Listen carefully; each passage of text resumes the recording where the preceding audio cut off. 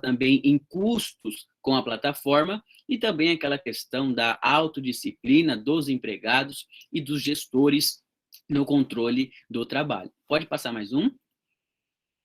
Além disso, tínhamos também, acho que faltou um, mas tínhamos também estudos da OIT que tratavam o teletrabalho, o teletrabalho mostrava que quem era teletrabalhador recebia bem menos que o trabalhador convencional, o trabalhador presencial.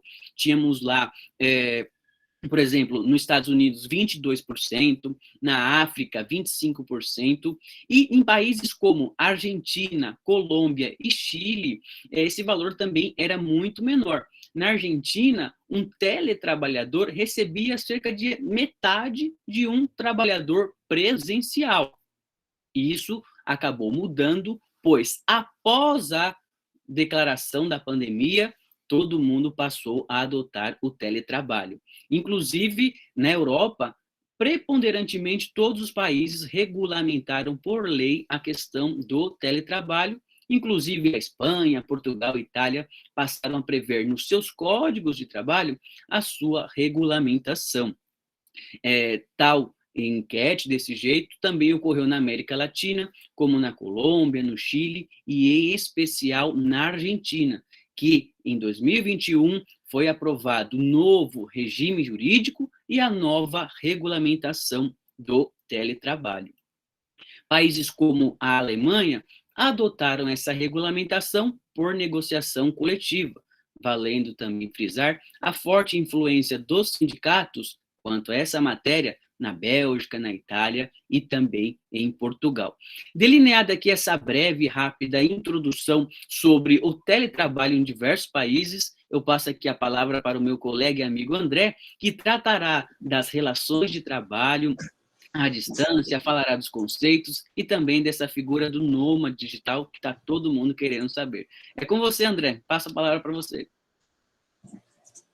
Felipe, muito obrigado. Eu agradeço aos meus confrades e confreiras aqui do meu grupo, Gilberto e Reinaldo, mais uma vez, parabéns pela brilhante liderança, e que desemboca nesse apresentação bastante interessante que a gente vai ver agora, e que vai se seguir com a nossa discussão sobre que lei se aplica a essa modalidade, né?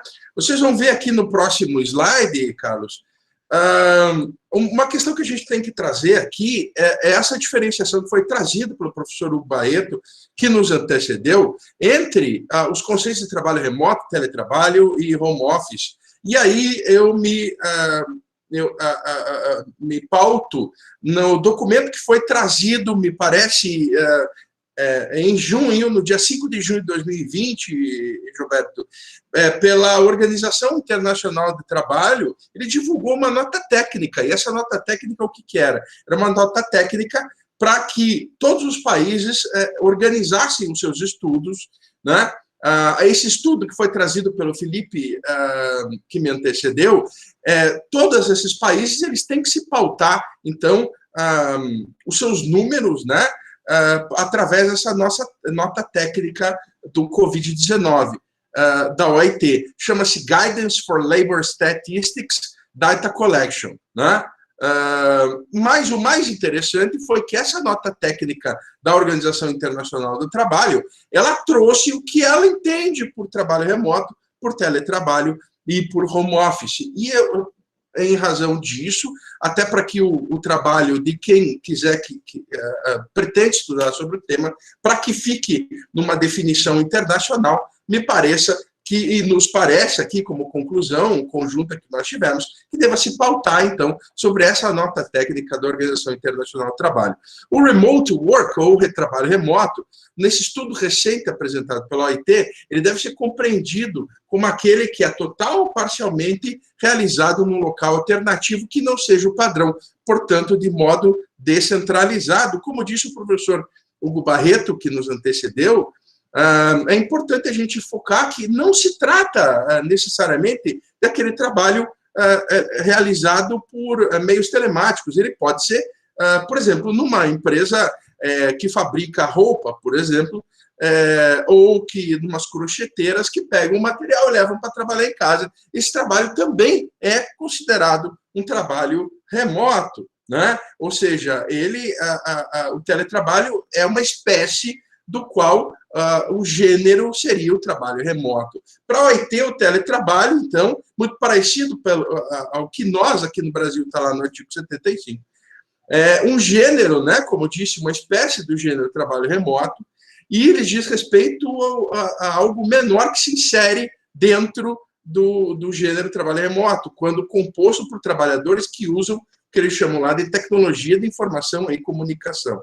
Então, o trabalhador que perfaz o trabalho remoto, se ele faz isso através de tecnologia de informação, esse se considera, assim, um trabalho remoto.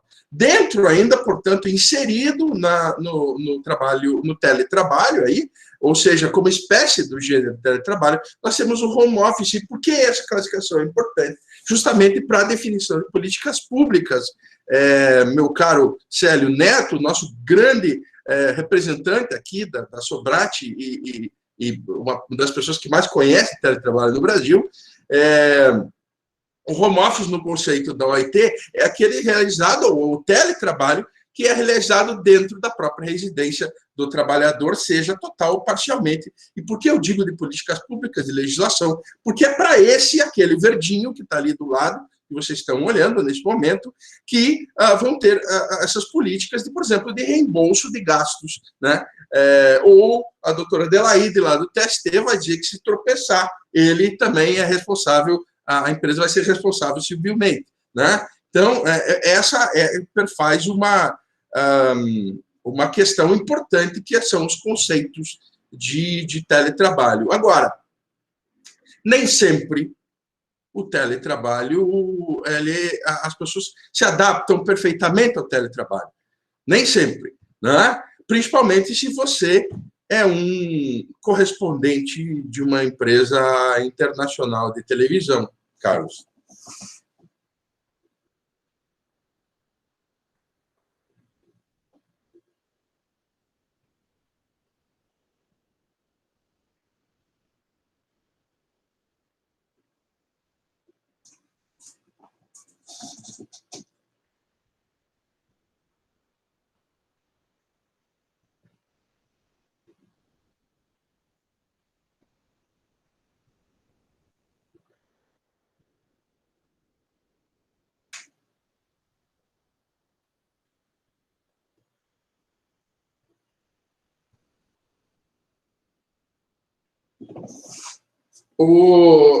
Esse vídeo, na verdade, ele mostra bastante essa mistura que existe entre a vida pessoal com a vida profissional, e que é uma das grandes discussões, Felipe, que hoje existe dentro do teletrabalho, né? Inclusive que provoca até adoecimento. Adriana Calva, nossa grande representante, está por aí, que provoca adoecimento, né, da saúde mental dos trabalhadores. O professor Otávio Calvé trouxe aí a Operação Resgate, e é uma verdade. Inclusive, chamar a atenção que muita gente, você vê como as pessoas são maldosas, né? Muita gente interpretou esse vídeo como se fosse a empregada, e na verdade, esse correspondente, ele é casado com essa moça que aparece ali atrás. E depois até deu entrevistas, tal. Ele é um vídeo que eu sempre passo nessas questões de teletrabalho.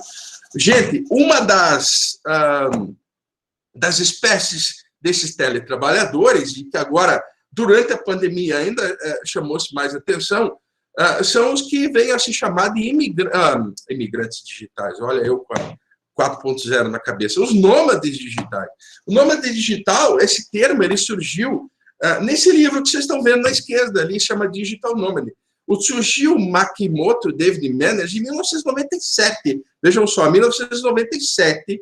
Eu me lembro que a primeira vez que eu acessei um site de internet foi nba.com, em 1996. A maioria, o Felipe, por exemplo, não era nem nascido nessa época, né?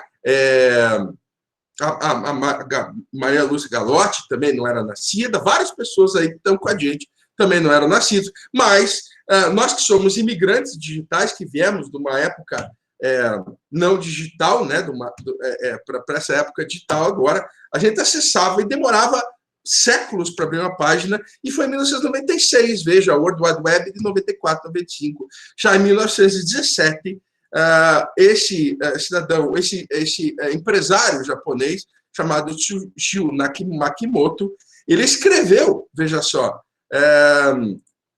que muitas pessoas elas iam trabalhar a partir de... Ele escreveu de forma premonitória que muitas pessoas iam trabalhar a partir de, veja só, redes sem fio de alta velocidade e dispositivos móveis de baixo custo. Em 1997, lembrando que nós só tivemos o advento dessa desgraça que prende a gente aqui em 2003, né? 10 anos depois, também um livro importante, o livro do Timothy Ferris, escreveu esse livro chamado Trabalhe 4 Horas por Semana. São as duas obras referências sobre o tema, que a gente vai ver o conceito no próximo slide ali, por favor. O nômade digital ele tem a característica do que se veio a se chamar na doutrina, ou quando a gente estuda, do work from anywhere, ou seja, hoje você trabalha de qualquer lugar, bastando que você tenha um acesso à internet. Né? Você altera o local absolutamente a seu critério. A pessoa que te contrata, ela sequer sabe aonde você está trabalhando. Geralmente são freelancers, o trabalho é extremamente livre e flexível, ele se adapta rapidamente ao local e àquele contratante, e ele é automotivado e autogerido, veja só, e normalmente é orientado por resultado. A pessoa não contrata, portanto, um período de tempo daquela pessoa. Ela não é contratada por hora, mas contratada pelo resultado que ela vai entregar na próxima slide, por favor. Aqui eu quero chamar a atenção de vocês para as tarefas mais comuns que são realizadas por essa gente que fica lá, uma hora elas estão na Tailândia, na outra hora elas estão na Índia, na outra hora elas estão, enfim, elas ficam viajando o mundo, trabalhando e recebendo por isso. Tem lá design gráfico, programação, redação, fotografia e o trabalho de coaching ali também. Tem vários países, como a gente vai ver no próximo slide aí, que hoje já tem, inclusive, programas para esses nômades digitais. Eu quero chamar a atenção para o primeiro ali, por favor, Carlos.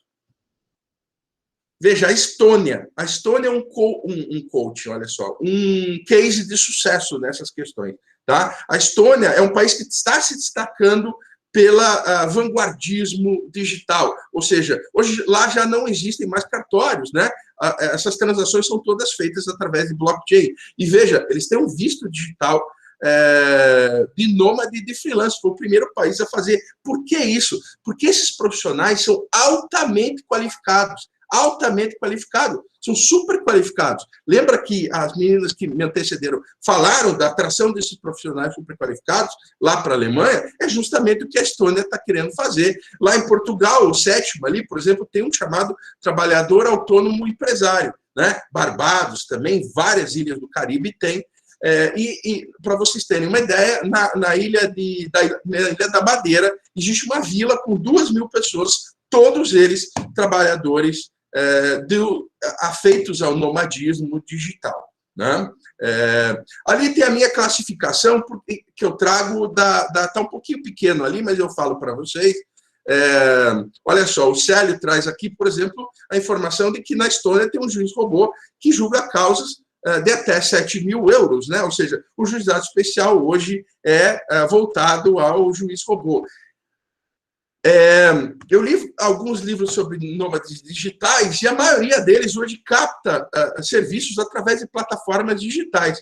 Essa classificação ela é minha, do meu livro, ela é um pouquinho diferente daquela classificação que o Marcelo trouxe na questão, na aula passada, né? No nosso encontro passado, que foi a classificação do Valério de Stefano. Essa classificação é baseada no espanhol, no Adriano.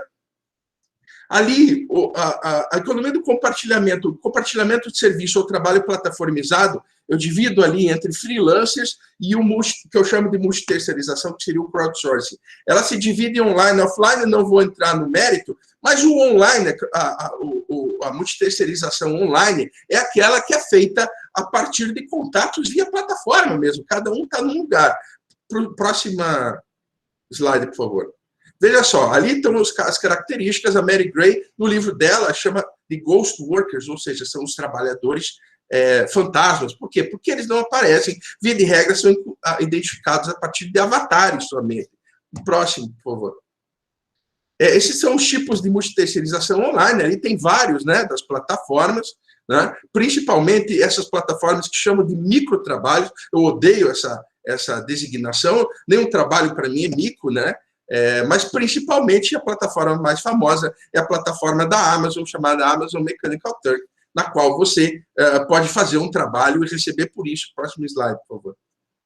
Agora, imagine, nesses tipos de trabalho que eu falei para vocês, já encerrando a minha participação aqui, nós temos uma característica bastante aprofundada, né? E essa é uma tendência, né? O professor Otávio Calvé, nós já estivemos juntos e discutimos sobre isso. Veja lá, o trabalhador está onde? Está em Bangladesh, né? A plataforma está sediada em Singapura. E o contratante, ou requerente, como a doutrina costuma chamar, está onde? No Canadá. Que lei que aplica? Qual é a legislação que nós vamos aplicar para esses contratos de trabalho? E são contratos de trabalho? Sim. Não estou falando de contratos de emprego, né? Até porque quem me conhece meu trabalho, sabe o que eu entendo sobre esses contratos. Mas são contratos de trabalho. Qual é a legislação que a gente vai aplicar para esses contratos de trabalho? E por que isso é mais importante do que a gente pensa? O que impede uma empresa, por exemplo, de reparto, como diz o professor Hugo Barreto, ou de entrega, de sair, parar de operar do Brasil e operar o trabalho aqui, a partir das Ilhas Caimã? Tecnicamente, absolutamente nada. Vamos entrar na questão financeira, enfim, mas, tecnicamente, absolutamente nada. Não tem esses sites de pôquer que operam das Ilhas Caimã e pagam a gente, né? Mas quem vai falar sobre essa questão interessantíssima é o brilhante doutor Reinaldo, que seguirá a essa palestra. Por favor, Reinaldo, é contigo. Muito bem, espero que vocês estejam me ouvindo. Boa noite a todos agora. Que bom que ficou a parte mais fácil para mim, né, André? Será? O Carlos pode mudar aí, é o único slide que eu tenho. Ficou a parte mais fácil. Qual lei aplicamos aos nômades digitais? O André lembrou um tema interessante, que é esse da plataforma sediada em um lugar, pensando nessa contratação via plataforma, mas eu queria ainda trazer a discussão para um âmbito mais próximo nosso, e queria levar vocês a pensar a respeito das empresas brasileiras que têm contratos de emprego com trabalhadores brasileiros e que esses trabalhadores decidem prestar o seu serviço fora do Brasil, por decisão deles, em local incerto, porque eles querem migrar. Isso me chamou muito a atenção, e eu já quero dizer a vocês que, infelizmente, a resposta para isso ainda precisa ser construída, pelo menos na minha cabeça. Me chamou a atenção porque existe um segmento, pelo menos um, no Brasil, que é o segmento de desenvolvimento de software, que é um segmento que está explodindo em termos de empregabilidade, não é, no emprego formal da CLT, e que esses empregados na faixa de 20 a 30 anos não têm interesse em ficar no Brasil. E veja que o Brasil será altamente impactado, porque quem está nos Estados Unidos, quem está na França, como o Marcel, nosso amigo que vai falar em seguida, depois a Adriana, quem está na Alemanha, talvez não tenha desejo de virar um nômade digital, talvez ele não tenha desejo de vir prestar o serviço no Brasil ou fora da Alemanha. Talvez ele queira passar férias no Canadá, mas depois ele vai voltar para um país que ele considera adequado, né? É que o Brasil, e eu quero chocá-los com isso, o Brasil não é um país maravilhoso. Nem todo mundo quer ficar aqui. Então, países como o nosso vão ter uma demanda de trabalhadores, empregados, que querem trabalhar em outro lugar. Eu fiquei pensando aqui, enquanto vocês falavam, eu disse assim, puxa, se Se essa pandemia tivesse acontecido há 25 anos atrás, eu não estava casado, eu provavelmente já tinha até morrido, eu já teria ido para o Havaí uma meia dúzia de vezes, já teria ido esquiar nos Alpes.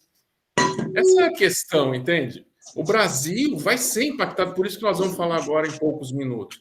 Eu queria chamar a atenção de vocês nesse ponto. Aqueles que ainda estão para entregar trabalhos de doutorado ou de mestrado, ou aqueles que ainda...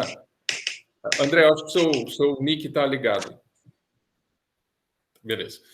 Aqueles que ainda estão interessados ou em dúvida a respeito do que pesquisar, qual é a lei que se aplicará a essas pessoas que estão saindo dos seus países?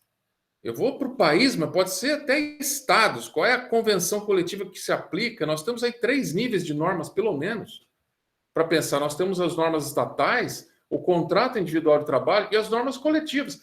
As 3, gente, não tem solução para resolver o problema do trabalhador que decide, ele espontaneamente, ir para fora do Brasil. Vamos pensar aqui com esse slide, rapidamente. Nós temos 3 cenários ali. Temos o cenário dos empregados expatriados, não é? O nome que foi dado a essa situação já conhecida de muito tempo, que a empresa decide, uma multinacional, decide enviar o trabalhador para uma filial sua em outro país. Já tem uma lei de 82, que agora foi reformulada em 2009, para abranger todo tipo de trabalhador, que ela estava centrada nos empregados da área técnica, agora ela é para tudo. Temos esse caso, que tem uma legislação definida, e que, veja, que essa legislação ela estabelece um critério da norma mais benéfica para definir a aplicação da lei brasileira sempre que for feita uma comparação com a lei do local para onde ele foi. O que já é um baita problema, porque a norma mais benéfica, nós precisamos entender se nós vamos analisar sob o ponto de vista do conglobamento ou sob o ponto de vista da acumulação, que já é um outro critério, eu não queria entrar nisso, porque é uma discussão relativamente antiga, embora não solucionada corretamente ou definitivamente. Nós temos um segundo grupo, que são trabalhadores que estão embarcados e que, para nós, apareceu isso de repente por conta dos cruzeiros marítimos que vieram para o Brasil, e esse assunto desembarcou, aproveitando o trocadilho, no Brasil, e a gente começou a descobrir se o Código Bustamante, lá da Convenção de Havana, o Tratado de Havana de 28, recebido no Brasil em 29, se ele estava valendo integralmente, porque ele falava sobre lei da bandeira, e é um tratado internacional, ou se a gente usar os mecanismos brasileiros, a legislação nacional, enfim. Isso, aparentemente, encaminhou-se muito bem com a Convenção 86, que começou agora no Brasil, em abril de 21. E a Convenção 86, ela também dá um indicativo de que a lei brasileira deve ser observada quando nós tivermos uma análise mais favorável dela. Esses 2 casos estão aí colocados. Um, eu remeto o empregado para um lugar específico fora da nação. O outro, eu remeto o empregado para dentro de um navio em que ele fica circulando entre várias nações.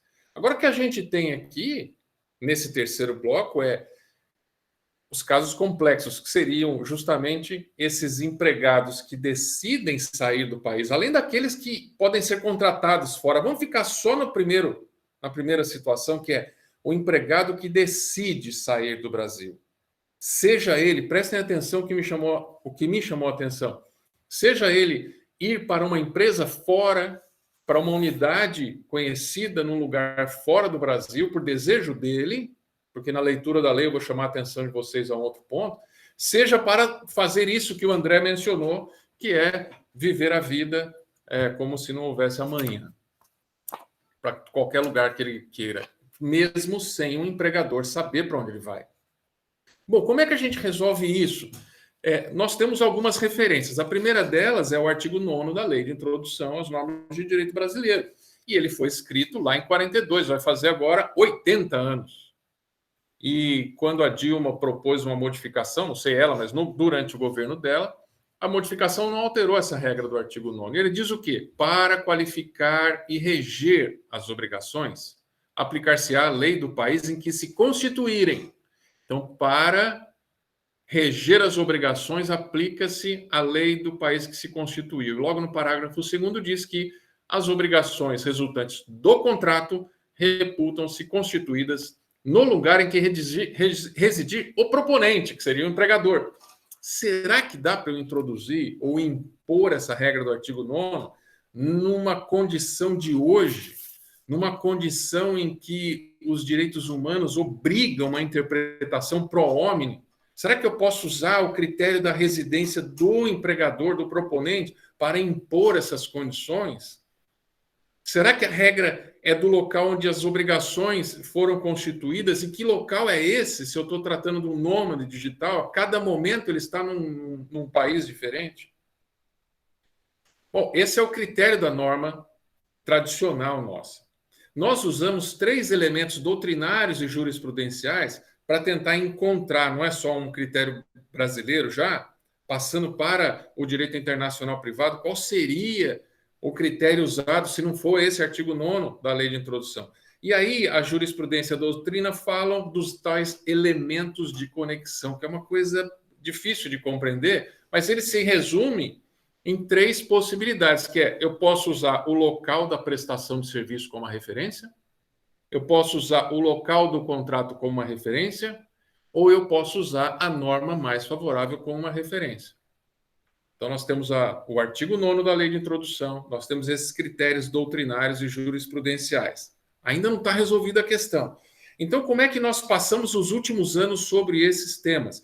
Nós identificamos lá em 2012 o fim da súmula 207 do TST, não é isso?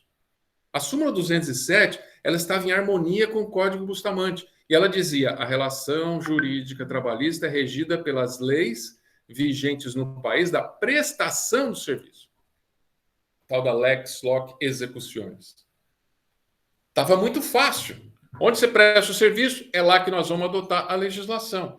Mas em 2012, ela caiu, a súmula. Caiu por quê? Porque em 2009, a lei que era só para os técnicos foi ampliada para todos os trabalhadores. E a lei de 2009 dizia o quê? Olha, aplica-se do local de prestação de serviço, mas se a norma brasileira for mais vantajosa, vai aplicar a norma brasileira. Então, jurisprudencialmente falando, com a queda da súmula 207, parece ter se inclinado para a ideia daquela terceira regrinha de critérios usados para a definição da regra, do direito aplicado no espaço. A primeira é a prestação de serviço, a segunda o contrato e a terceira a norma mais favorável.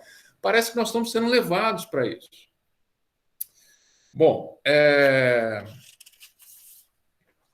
e no plano internacional? Se nós estamos sendo levados para isso aqui, como é que fica no plano internacional? Pois bem, a OIT é a nossa referência de organismo internacional para regular as relações nesse patamar, né? Só que, infelizmente, a OIT não tem convenções a respeito da aplicação das normas nesta modalidade de trabalho transnacional. Pois bem, e o que nós temos então? Nós podemos citar 2 regras comunitárias que podem nos ajudar a tentar esclarecer esse ponto. A primeira é uma Convenção Interamericana sobre Direito Aplicável aos Contratos Internacionais, do México, de 1994, e a segunda é o Tratado ou a Convenção de Roma, de 1980. A primeira, do México, 94, já adianta a vocês que o Brasil não assinou nenhuma delas.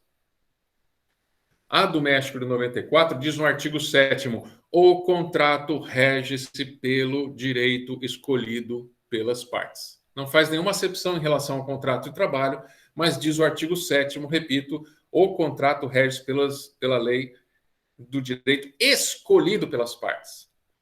Mas o artigo 18 vai dizer que o direito designado por esta convenção só poderá ser excluído quando for manifestamente contrário à ordem pública do foro, ou seja, a ordem pública onde está sendo cumprido o contrato. Se aquele país, a ordem pública, reger sobre certa coisa, eu não posso disciplinar por meio da convenção.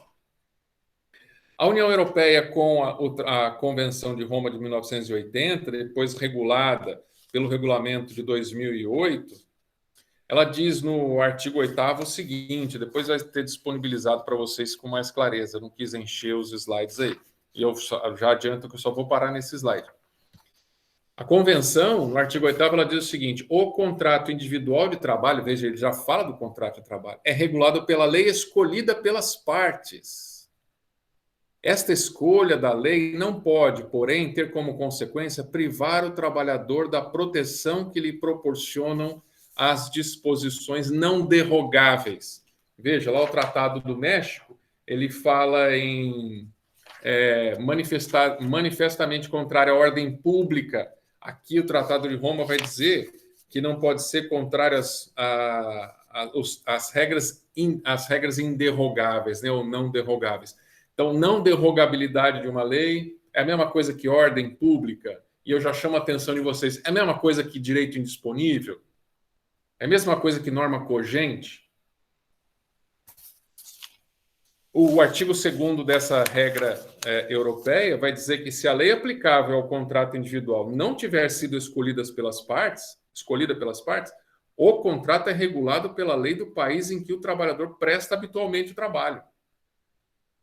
E tem mais 2 outras regrinhas a respeito desse tema, que depois eu convido vocês a olharem o artigo, o inciso, né, enfim, o número 3, que é, se não for possível determinar a lei aplicável nos termos do 2º, o contrato é regulado pela lei do país onde se situa o estabelecimento que contratou o trabalhador. E a última é, se resultar do conjunto de circunstâncias que o contrato apresenta uma conexão mais estreita com um país diferente do indicado, é aplicável a lei de outro país. O que eu quero lembrar a vocês, e me pareceu muito, muito bem detalhado a Convenção de Roma de 1980, é que existe uma disciplina muito clara no sentido de permitir que as partes, e aí você vai pensando no sistema brasileiro, permitir que as partes decidam qual é a norma que será regida ou que regerá o contrato de trabalho realizado fora daquele país. E eu fui analisar um caso real da Itália, em que uma empresa italiana com um trabalhador italiano, eles decidiram, ele ia prestar o serviço nos Estados Unidos, eles decidiram que a lei que seria aplicada ao contrato seria a lei americana. E esse trabalhador, ao voltar para a Itália, e eu não estou nem discutindo foro competente para analisar a questão só no direito material, ao voltar para a Itália, ele entrou com uma ação na justiça para discutir a aplicação da lei norte-americana. E foi levado à discussão da aplicação ou não da convenção, e a justiça disse: a convenção se aplica. Se vocês escolheram outra lei, esta será escolhida. Esta será de aplicação. Então, eu concluo aqui com algumas referências. Primeiro, não há norma que discipline o trabalho do nômade. Mesmo neste caso que eu estou falando, que é o mais simples, que é da empresa brasileira e o empregado, e eu digo isso porque eu já tive um pedido de um cliente dizendo: Reinaldo, o empregado me ligou dizendo assim, ele vai devolver a casa dele no Brasil, ele vai para Londres, e ele quer fazer o teletrabalho dele de Londres. O que eu faço? Veja, gente, a regra da Lei 7.064 não pode ser aplicada nesse caso. Por que não pode? Porque não é o empregador que mandou ele para fora. Isso é determinante, porque o artigo 1º da lei, ela diz que quando o empregador determinar o envio do empregado para outro lugar, aplica-se isso, isso, aquilo. E olhem, eu estava pensando enquanto eu aguardava vocês, eu lembrei do artigo 769 da CLT, 469 da CLT sobre transferência. E eu fui olhar, e lá está escrito, acho que no parágrafo 3º, quando ele fala do adicional, ele fala assim: sempre que a necessidade de serviço determinar a remessa do empregado para outro lugar, quer dizer, em referência à ordem do empregador. Agora, quando o empregado quer, ele tem direito ao adicional de transferência? Imagine que o empregado quer ser transferido para Manaus. Ele sai de São Paulo, quer ir para Manaus, porque a família dele é por lá e a empresa tem uma unidade lá. Eu pergunto, é devido o adicional quando o empregado quer ir para Manaus? A resposta me parece que é não. Então ele vai espontaneamente. Mas se é não, será que também não é não a ideia da aplicação da Lei 7.064 quando ele quer ir para a Alemanha? Ele quer trabalhar na unidade da Alemanha ou em Londres. Agora, se ele quer, se a gente entender que não se aplica a regra porque não é ordem do empregador, me parece que talvez seja um caminho para nós entendermos que, olha só que loucura isso. Quando o empregado deseja ser um nômade digital? Ele é um brasileiro trabalhando no Brasil, um ano depois que ele está aqui na empresa, ele fala, cara, teletrabalho funciona super bem, eu quero teletrabalhar das Bahamas, do Havaí, como eu disse, etc. Quando ele quer, qual é a norma que se aplica para ele? Me parece que eu arriscaria dizer que a norma aplicada é a norma brasileira, até porque o empregador não sabe onde ele está. Agora, se aplicarmos a norma brasileira, há uma série de problemas aí no meio. Ele sofre um acidente de trabalho, ou ele morre num país longínquo, eu tenho que trazer esse cara de volta.